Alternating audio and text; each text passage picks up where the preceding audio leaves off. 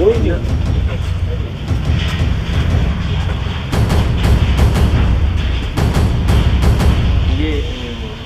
अभी तो सब लोग बाहर है ना, भाग जाएंगे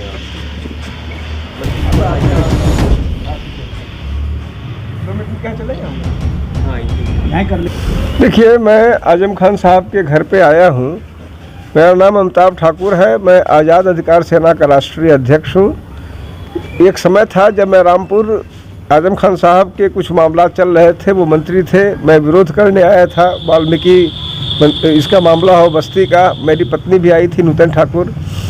पिछले 7-8 वर्षों में उसके बाद जो चीज़ें हुई और बाहर से जो कुछ हमने देखा, पुलिस विभाग का जो मेरा अपना लंबा अनुभव रहा, उससे मैं दावे से कह सकता हूं और मुझे विश्वास है कि देर सवेर यह बातें कोर्ट्स के माध्यम से भी सामने आएंगी कि यह बिल्कुल समझ लीजिए कि टारगेटेड एक्शंस जिसको हुए, कि हमने हमारे यहाँ पुलिस में एक कहावत होती थी कि किसी व्यक्ति के हमें जो है कौवा टांगना है, हमारे यहाँ विभाग में बोलते थे कौवा टांगना है। तो कौवा टांगने वाली बात हो गई कि हमको एन केन प्रकारेण एक व्यक्ति के खिलाफ एक्शन करना ही है, करना ही है और करना ही है।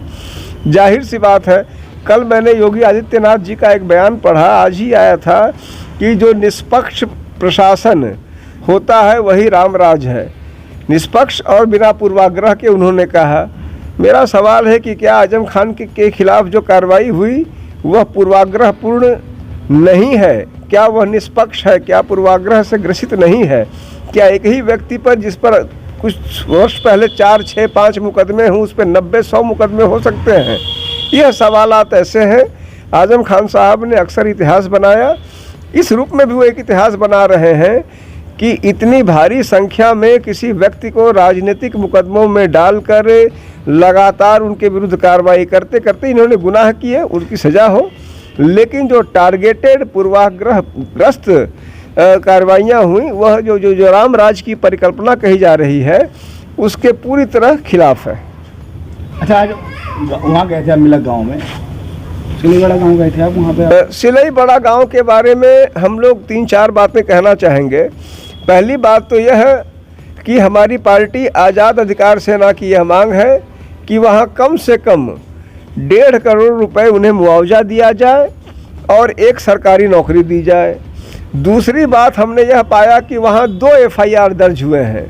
एक तो मृतक पक्ष की ओर से हुआ है और दूसरा वहाँ के एक तहसीलदार या नायब तहसीलदार ने कराया है। हमारा सवाल यह है कि ये नायब तहसीलदार का जो FIR है 92/2024, हमारी निगाह में वो पूरी तरह अनुचित है और वहाँ के स्थानीय लोगों को दबाव बनाने के लिए, उनको अर्दब में लेने के लिए है, ताकि उसमें जो घायल है, जो मृतक है, उनके पक्ष के लोग भी कहीं ना कहीं मुलजिम बना दिए गए हैं। जाहिर सी बात है कि अब वह किसी भी स्थिति में अपने मुकदमे को नहीं आगे बढ़ा सकते हैं, क्योंकि बढ़ाने की कोशिश करेंगे दूसरे मुकदमे में उनका नाम खोल दिया जाएगा।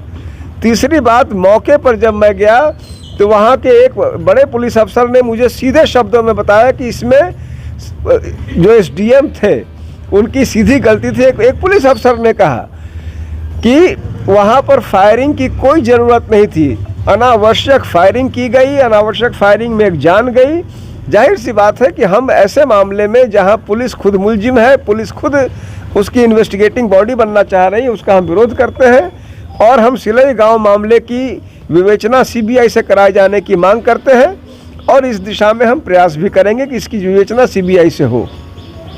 अरे, जो बच्चा मरा है उसके लिए आपकी नज़र में कौन दोषी है? सीधे हमारी निगाह में उसके लिए सीधे सीधे मौके पर मौजूद SDM, तहसीलदार और जो वहाँ के पुलिस इंस्पेक्टर थे वह दोषी हैं, क्योंकि जो हमें मौके पर लोगों ने बताया और खुद पुलिस के कुछ अफसरों ने कान में बताया, उसका यह अर्थ था कि सीधे सीधे वहाँ के SDM ने ऐसे हालात उत्पन्न हुए बिना ही फायरिंग की।